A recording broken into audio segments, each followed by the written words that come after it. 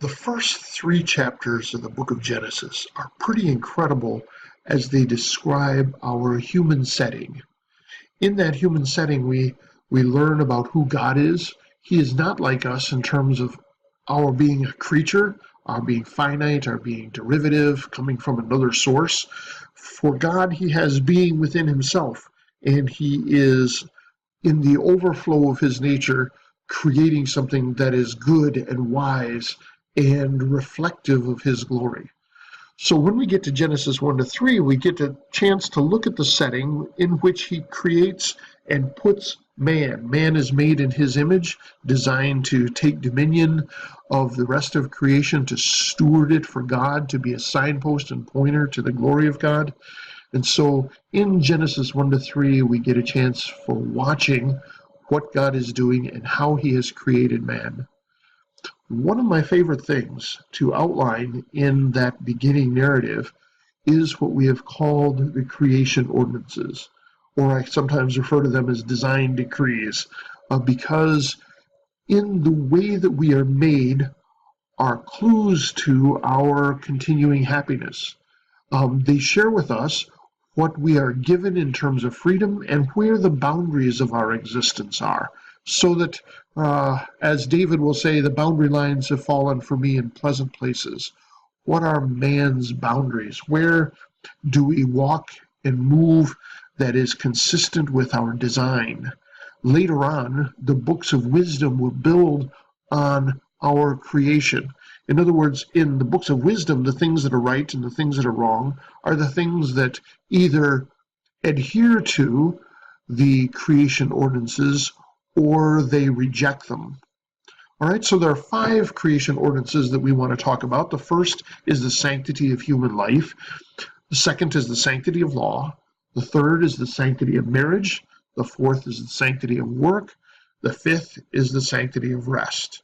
Now, the reason each of these is outlined by saying the word sanctity is that means it's God's business. This thing is set apart for God alone to move and to work. So when we talk about the sanctity of human life, we mean we don't touch human life apart from the rules by which we are being obedient to God in our reaction to human life.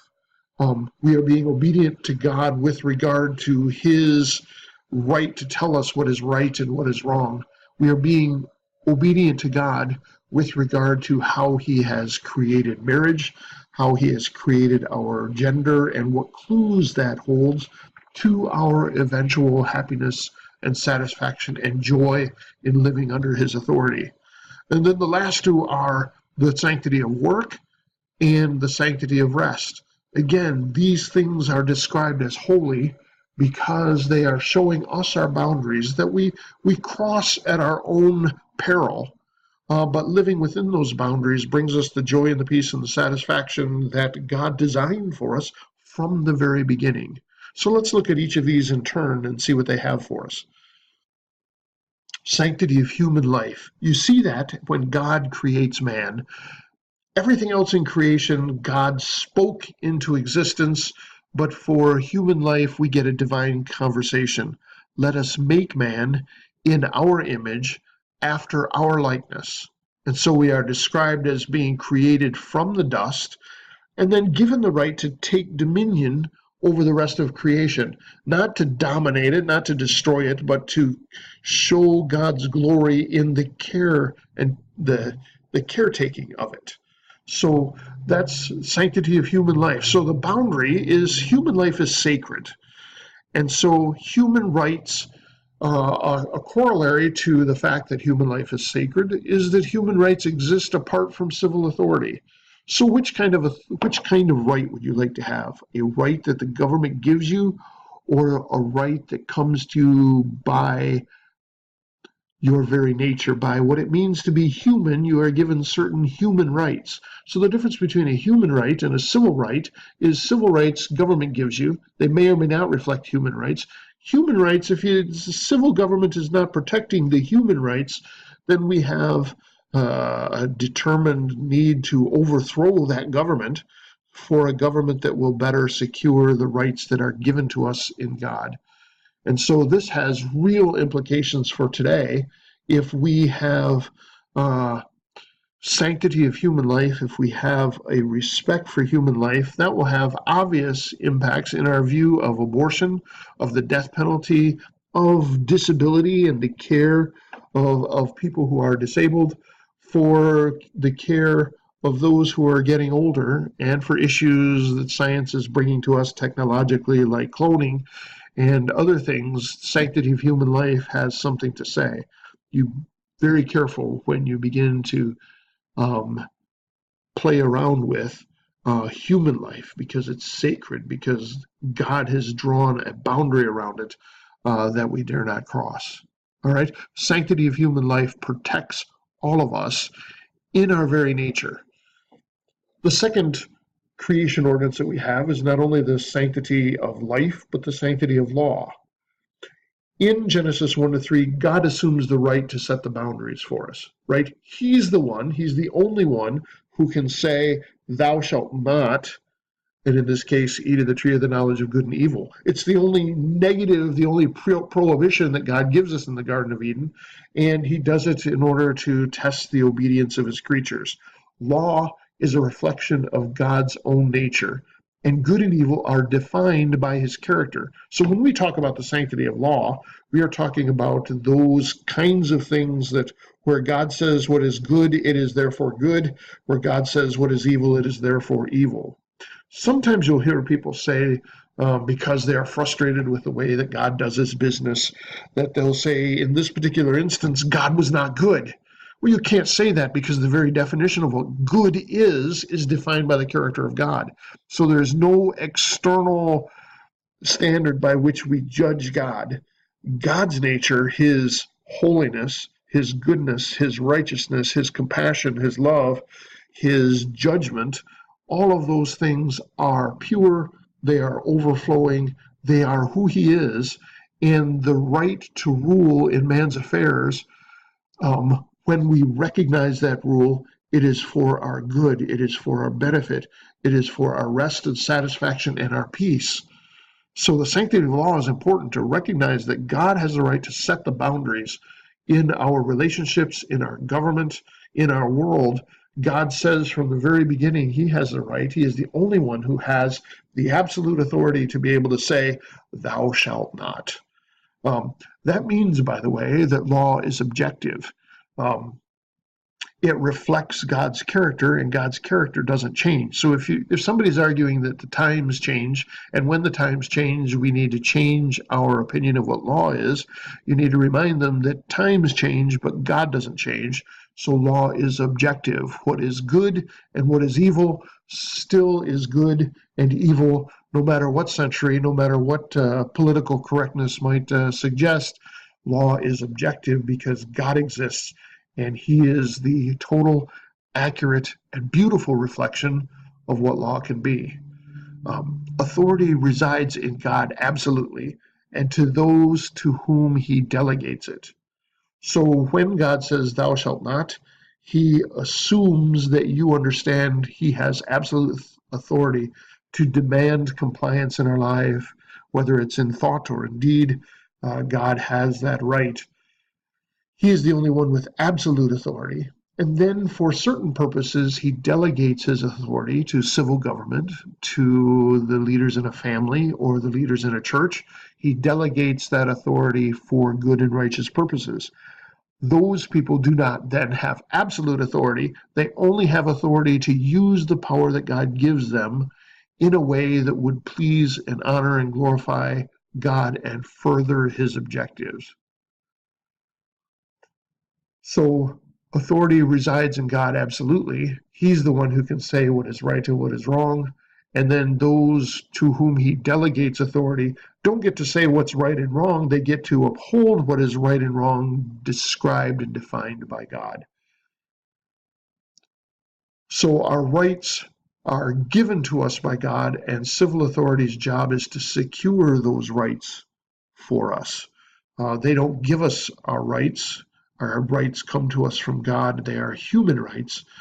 But civil rights recognize the human rights and build into the encoded law of a country what God has already designed to give his creatures. All right. And then the implications of that is law doesn't change. It is anchored in the character of God. Positive law, the view of many today, positive law puts its finger in the air and tries to decide which way the cultural winds are blowing and what would be good for that time, that place, and assumes that man has the ability to make good law without regard to reference of God. And you got to know that experiment's not going to turn out well. So there's our first two creation ordinances: sanctity of human life, sanctity of law. Our third one is the sanctity of marriage. In the garden, God says, let us make man in our own image, and in that image both male and female share. And then we see God looking at Adam and saying, it is not good that man be alone. I will make a helper for him. And so he creates woman out of Adam's side and brings her to Adam, and Adam recognizes in her the relationship for which he was created, and he celebrates with the first recorded poem. This is now bone of my bone and flesh of my flesh. She shall be called woman, for she was taken out of man. And in that original context, scripture says, and the two of them were naked and they felt no shame. And the reason was there was no sin. There was no need to hide from each other. There was no need to create fig leaf outfits because we wanted people to know us. We wanted to know and to be known under God's authority, and we could do that without fear or anxiety because there was no sin. So that's the setting in which marriage is created. God, when he created male and female, he created a binary system of gender, which in our fallen world has sometimes decayed either physically or emotionally, but God created it, and we have to be able to look at it and go, it is good.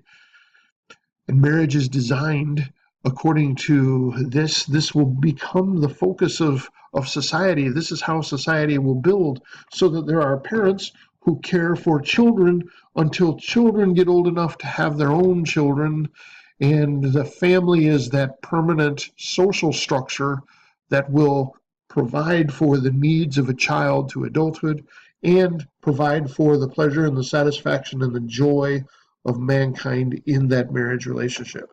So lots of implications for today, whether we're talking about divorce or promiscuity or gender as a social construct or a civil definition of marriage. All of those things need to come back to the way we were created. See, each of these creation ordinances are designed for our good. They are designed for our joy and for our satisfaction. So to the extent that we as a culture live under the authority of those ordinances, we have rest, we have peace.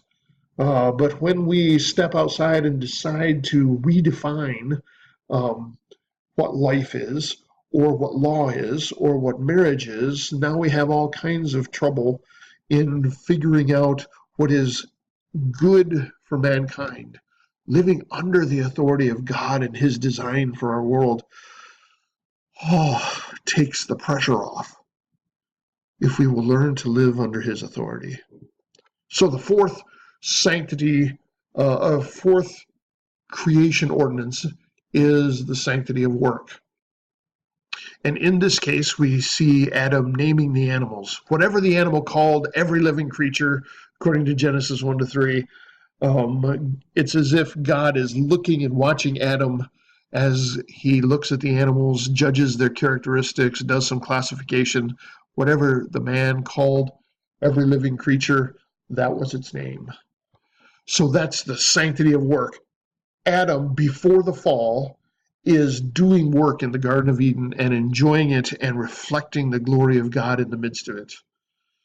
So the sanctity of work says man was created to do work that is both lawful and purposeful, which might have contemporary implications with regard to welfare or disability and how we treat those who are disabled, and with regard to retirement.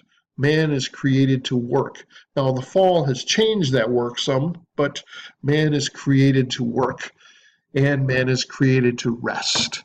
So God blessed the seventh day and made it holy. It is in the nature of man to need rest one day in seven, a day reserved for rest and reflection and worship. And that has modern day implications when you can go to Walmart any time of day and night, 365 days a year. You can order stuff from the internet. Oh, there's got to be more to life than money. And sanctity of rest reminds us that there is a need to live this life well and to be in proper relationship with our Creator so that we can experience His joy, His rest, and His satisfaction.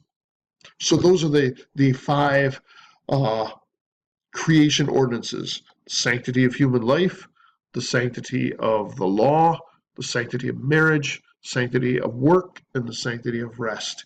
If we as a culture value those things, we will find for us great joy and great peace. If we don't value those things, our worry and anxiety and anger and bitterness will increase as a result of trying to live outside of the lines that God has colored for us.